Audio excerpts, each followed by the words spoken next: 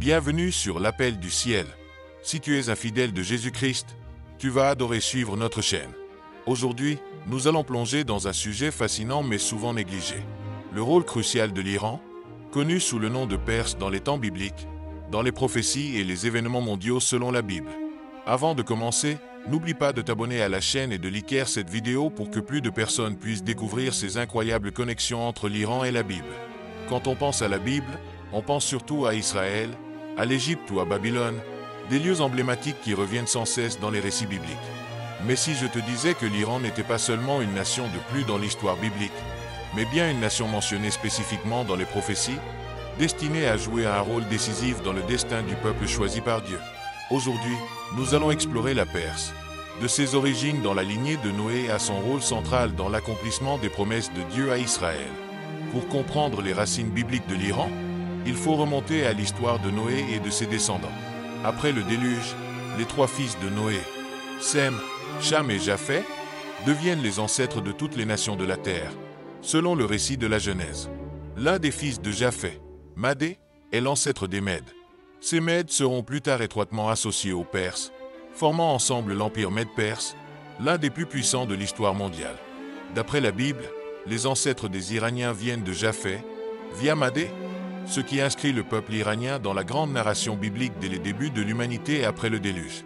Ce lien fait des Iraniens l'une des plus anciennes généalogies de la Bible et pose les bases de leur rôle significatif dans l'histoire du peuple de Dieu. En avançant de quelques siècles, nous voyons émerger la Perse, un royaume qui va jouer un rôle central dans le récit biblique. Les Mèdes et les Perses s'allient sous la direction de Cyrus le Grand, qui fonde l'empire achéménide, également connu sous le nom de Premier Empire perse. À son apogée, cet empire s'étend de la rivière Indus jusqu'en Afrique du Nord, couvrant de nombreuses régions mentionnées dans la Bible, dont Israël, Babylone et l'Égypte. Mais ce qui est encore plus étonnant que la puissance militaire de la Perse, c'est la manière dont Dieu a utilisé cette nation pour accomplir ses promesses envers Israël. Babylone, sous le règne de Nabuchodonosor, avait conquis Jérusalem en 586 avenue Jésus-Christ, détruit le temple et emmené les habitants de Juda en exil. Mais 70 ans plus tard, conformément à la prophétie de Jérémie, l'Empire perse, sous Cyrus le Grand, défait Babylone, et tout change pour les Israélites. Le livre d'Esdras commence avec le décret de Cyrus permettant aux Israélites de retourner sur leurs terres et de reconstruire le temple à Jérusalem.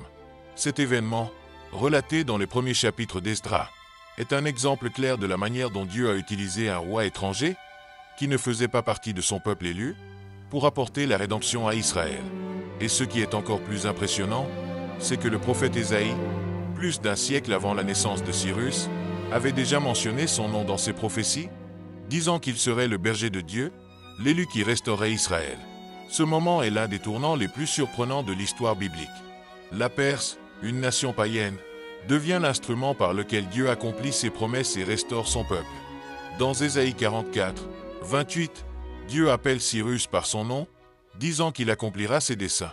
Et dans Ésaïe 45, 1, Cyrus est même appelé loin de Dieu, un titre généralement réservé au roi d'Israël. Ce titre loin donné à Cyrus révèle quelque chose de profond sur la souveraineté de Dieu. Il peut utiliser n'importe qui, même ceux qui sont en dehors de son alliance, pour accomplir sa volonté. Le décret de Cyrus n'était pas seulement un acte politique, mais l'accomplissement d'une prophétie divine. Jérémie avait prédit que l'exil babylonien durerait 70 ans, et l'ascension de Cyrus marque la fin de cette période.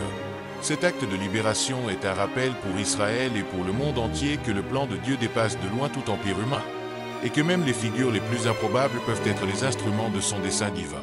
Mais le rôle de la Perse dans l'histoire biblique ne s'arrête pas à Cyrus et à la reconstruction du temple. Le livre d'Esther nous offre un autre exemple puissant de la manière dont la Perse a été utilisée par Dieu pour protéger son peuple. Sous le règne de Xerxès Ier, également connu sous le nom d'Assuéru dans la Bible, un haut fonctionnaire perse nommé Haman a tenté d'exterminer les Juifs vivant dans l'Empire. Mais grâce à l'intervention d'Esther, une jeune femme juive qui était devenue reine de Perse, le complot d'Haman a été déjoué, et le peuple juif a été sauvé de la destruction. Cette histoire, célébrée chaque année lors de la fête juive de Pourim, est un rappel de la présence de la main de Dieu, même au milieu d'un empire étranger.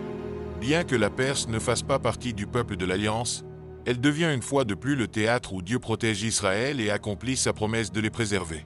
Ce thème se répète à travers toute la Bible. La Perse n'est pas simplement un spectateur passif des événements, mais un acteur actif dans l'accomplissement des desseins de Dieu. Tout au long de l'histoire, la Perse biblique a été un moyen par lequel Dieu a manifesté son pouvoir et sa fidélité.